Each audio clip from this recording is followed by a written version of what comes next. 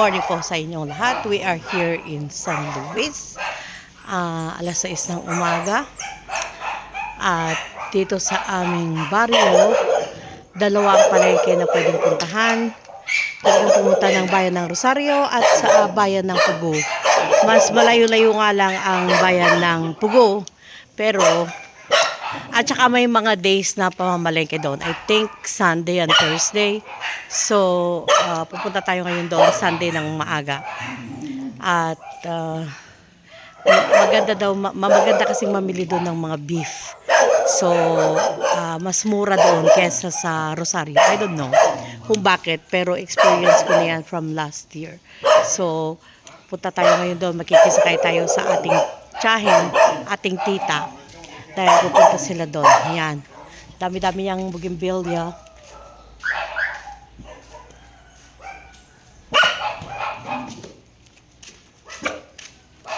Awan na giti di last year, auntie Awan na giti nga bougainvillea di last year. Nagpintas Barbaro na gitoy? Kaya pupunta tayo ngayon ng Pugo. Papakita ko sa inyo ang palengke naman ng Pugo. Maliit lang siya pero masarap pumili doon. Mas gusto ko doon. I'll show you later, guys. Ayan, kaya tignan nyo madilim-dilim pa sa alas 6 ng umaga. Kasi daw, dapat maaga ka doon pupunta para hindi ka pa maubusan yung mga good parts ng karneng baka. Fresh na fresh, chop, at mas mura. So, doon tayo pupunta. Parang sa Rosario, parang 480 a kilo doon eh.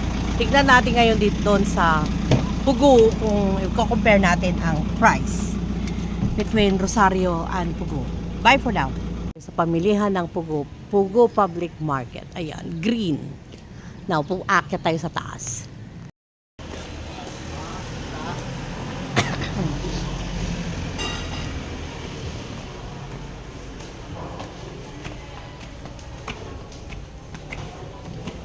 Dang tadigay kang kanundan.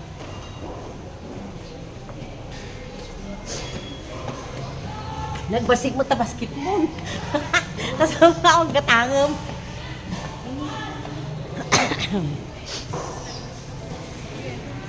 Morning.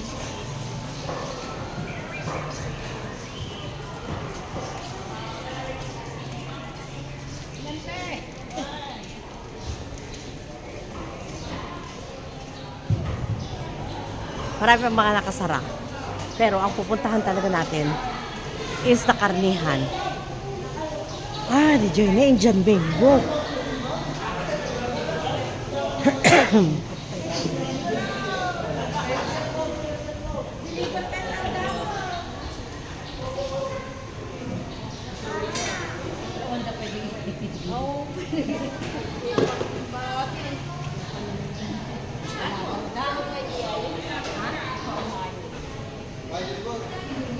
Mas maaga pa kami sa nagtitinda.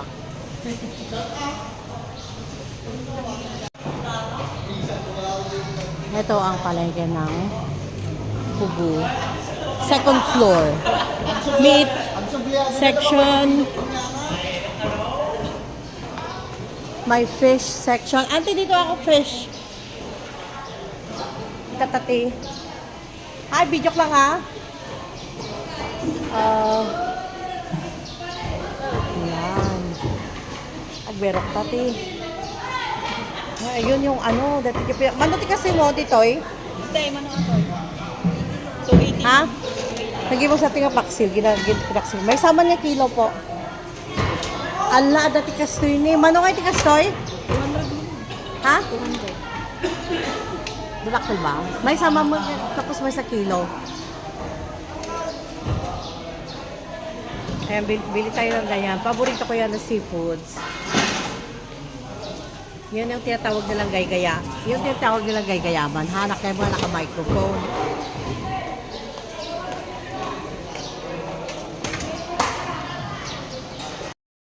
Nakadalawang agad tayo.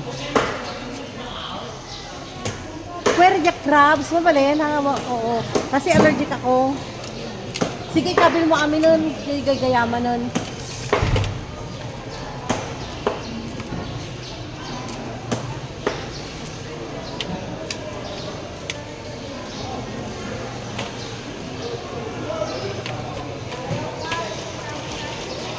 Oh!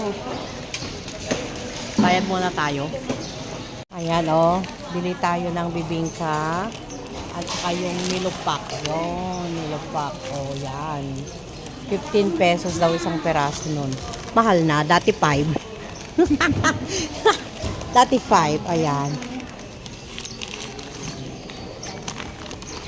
Oh. Yan.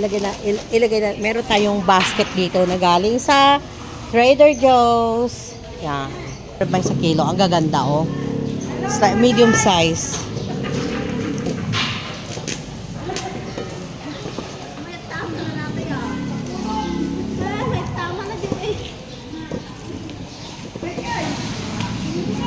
Gusto ko ng ganito kasi malas siya. Tsaka nagtatagal.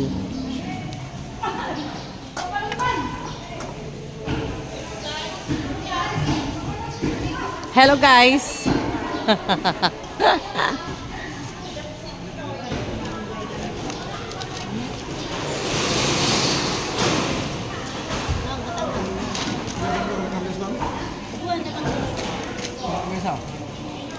Kailang magkanda ko.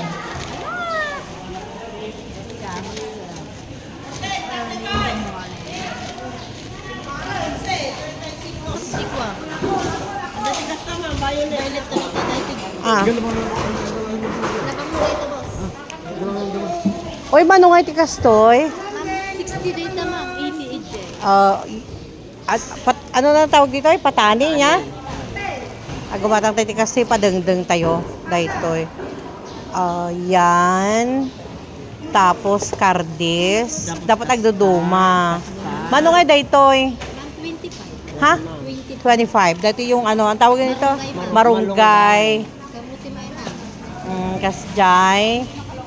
Tapos kargaan tamot lang ti kamote. Palang. Sige. Palang. Ano ma'am, 20 pesos? Oh, sige. Kamatis. Agdinengdeng tayo niya. Gusto ni mga mas nila. Parda. Oh, sige. Okay. Parda. Mix. Okay, ano kami daytan? 50 ma'am. 250? Yan ang burgibod. Boro di bod. O, 250 to. Oo. Yan. Late na supot ng gulay. Mahal na ang gulay dito sa Pilipinas. Yan. Mas mura dito.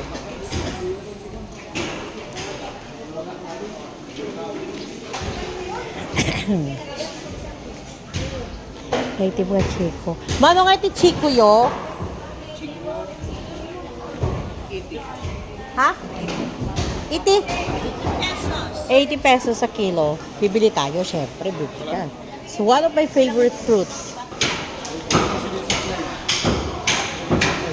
Hindi. Oh, wow. Gusto ko ito meron konting taba-taba. Napintas na ito.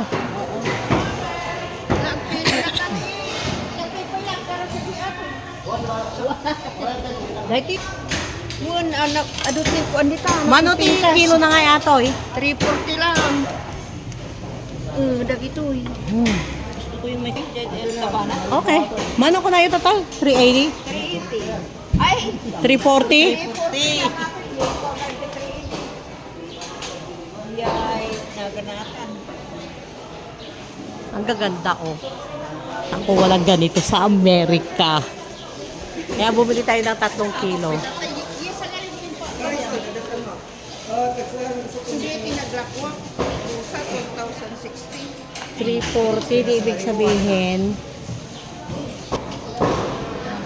Dati jet 900 1,020 yan tayo. 1,000. Hako nga tawad niya 20? Di ba ma'am, discount ka? Manayan mo na. Dahil mo. 1,000 ito ko, di ba? 1,010. Ano nga di ay? Singapore. Okay. Bed. So, sorry kung magalaw ang ating video. Hopefully panoorin nyo pa rin. At namili tayo dito sa palengke ng tugo, ng baka, ng gulay, ng kakanin, ng isda. So, binili natin lahat yon. Parang, nakaka, parang nakaka 3,000 na tayo. Thank you, madam. Shout Yeah. out lang. Shout out daw. Yan. Dito po sa Pugu. Ayan na ganda tati Komga Road. No biro kanda. Nubiro ko natin, ma'am. Oo. Baka ko. Baka ko ano tano may kaltat tipo ko. Oh yeah, the subscribers ko dito ya. So, dito po, mura ang kanilang baka, fresh pa. Kaya bili kayo dito. Bili kayo dito. Ayun o, yung may-ari. Yun.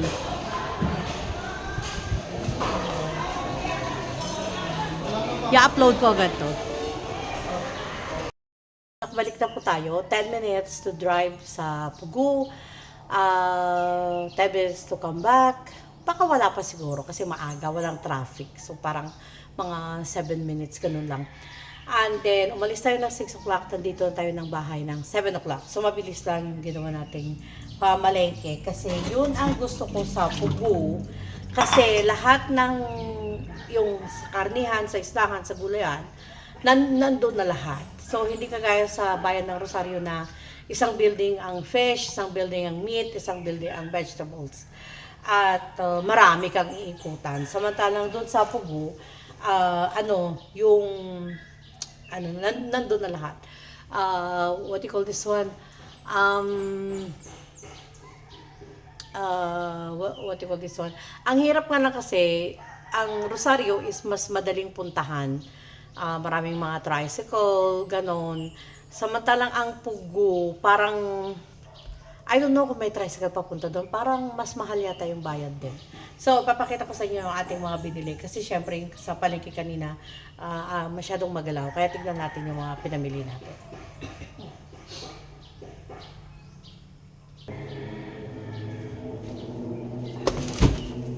Okay. So, we're gonna look. Ayan. So, unang-una, bumili tayo ng Chico. So, malapit na siyang mahinog. Okay lang yan. Ay! Na 80 pesos sa kilo. So, ito 135. Tas.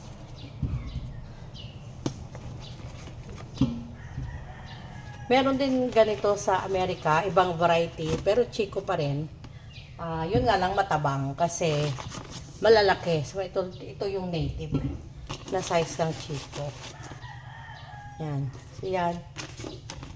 135 yan. And then, ito yung binili natin na baka. Kung bakit ko gusto doon talaga bumibili ng baka, tignan nyo, no? Ang ganda. Ito yung may buto-buto siya, which is this is good for mga pangsabaw na klase. Pero para malaman pa rin. Doon sa Pugu, ano lang ito, 340 a kilo. Sa Rosario, 480. So, yan. And then, bumili tayo ng, ayun, yung bunga ng malunggay. Tapos yung kadyos, yan, 80 pesos. Pero hindi ko alam, wing beans, hindi ko alam kung ano to sa Tagalog. Yan. Paghahalo-haluin po yan. Tapos pinigyan din ako ng konting okra, may ganito. Hindi ko alam parda ito sa Ilocano. Hindi ko alam sa Tagalog. Tapos, patani.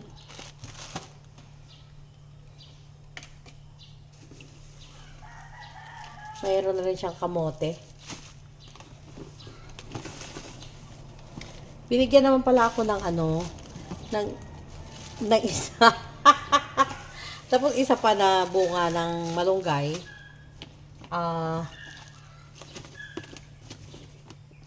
Ayun. Ito, bili ko dito. Ito, 250 pesos. Yan. And then, huli din tayo ng isda. Ito binili ko to din ito sa Rosario. Ito nakalimutan ko. Dapat, kasi sa Rosario to pinapalinis ko. Ito yung pinaksiw ko ng isang araw. Ayan, oh. At masarap siya. Hindi siya matinik. Yan, papalinis natin yan. And then, of course, ito ang napisa, yung gaygayaman na tinatawag. Gustong gusto ko itong seafoods na to.